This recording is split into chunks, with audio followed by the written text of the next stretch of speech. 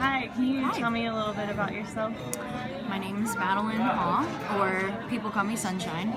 I'm an anthropology major. My concentration is cultural anthropology, with a focus on sustainability and energy and all those types of things.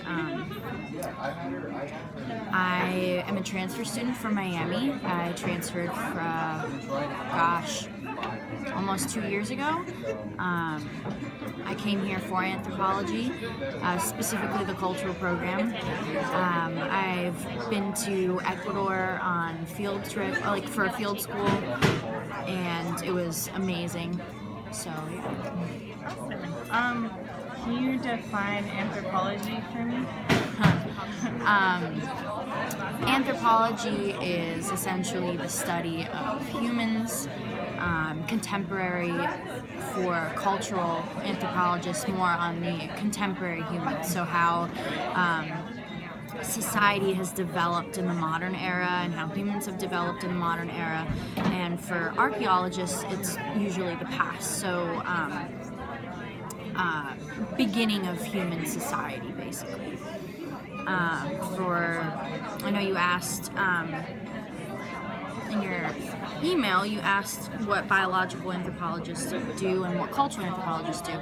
So biological anthropologists are essentially those who study human variation, or evolution per se, evolution in the human body. So essentially, biological anthropologists will study the first humans or primates, and they'll study how they evolved into modern humans today.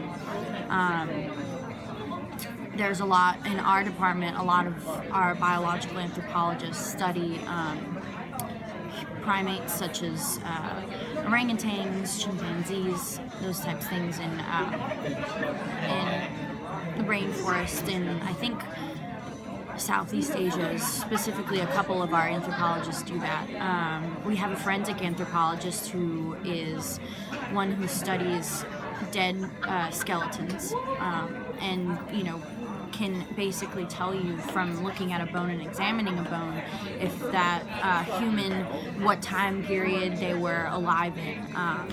If they had some sort of disease, they can tell you by looking at the bone if it was cancer, if it was, they can tell you how that person walked, if it was a quadruped or a biped, just by looking at the bones.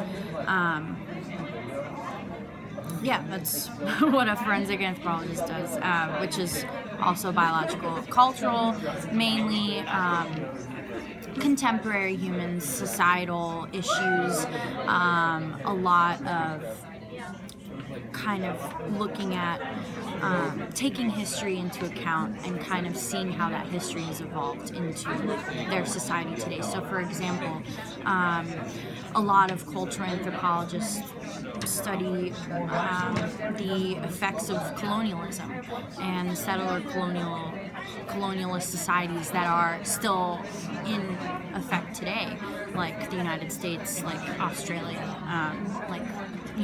Europe, basically. We look at how that settler society in the 1800s, for example, has its fingers still embedded in contemporary society today.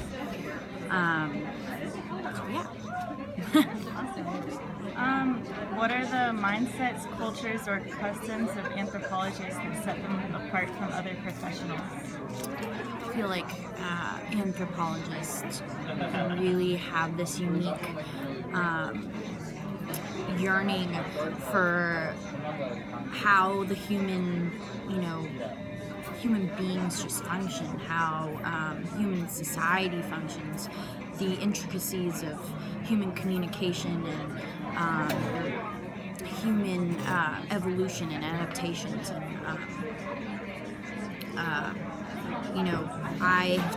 I'm a comm minor as well, and I feel like a lot of social science type of majors really have a strong basis in human communication. So understanding the different elements of how, basically humans communicate, how through what may it be through speech, through language, a major emphasis on language. A lot of it has,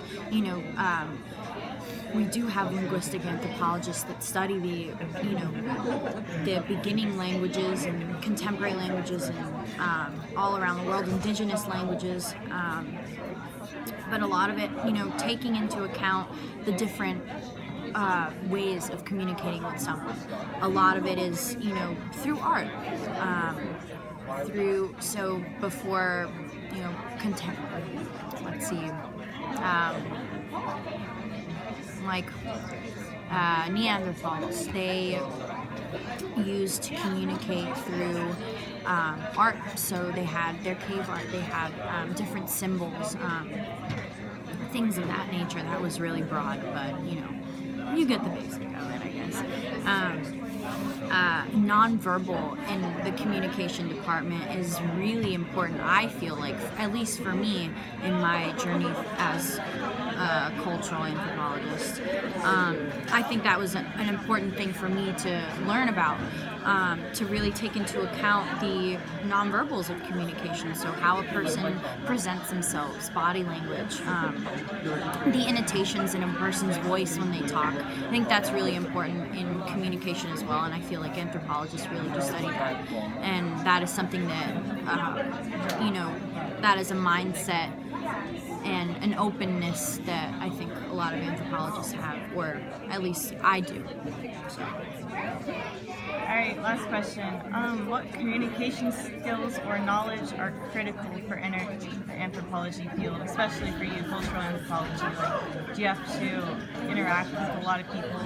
Yes, it's language is your understanding of language, your people skills is immense. For me, when I went down and did my field work, being able to have that second language like Spanish was really great for me to establish relationships and a connection with the person that I was studying or interviewing. A lot of it is, eye contact, really being engaged, really having a great foundation in writing. As much as I hate to say that, it's a lot of writing. Being able to communicate through words is a great deal as well. Just being able to communicate, your experience to others, you have to be able to have a really good foundation in writing. Speaking obviously is, a definite. Having, not being nervous to speak in front of people, being able to reach out to someone and just having a conversation. Last night I was at Murphy's and this man was sitting next to me, and he had a whole body of tattoos. So that's what attracted me to talk to him in the first place. I asked him about his tattoos, and then eventually you just keep going on the conversation. Like, he said he was a veteran. He said he was a tattoo artist at Speakeasy. I talked to him, I asked him who his inspiration was, what got him into tattoo art, just things like that, just how, just really forming conversations and being able to really engage. That's definitely a major communication skill. Thanks so much.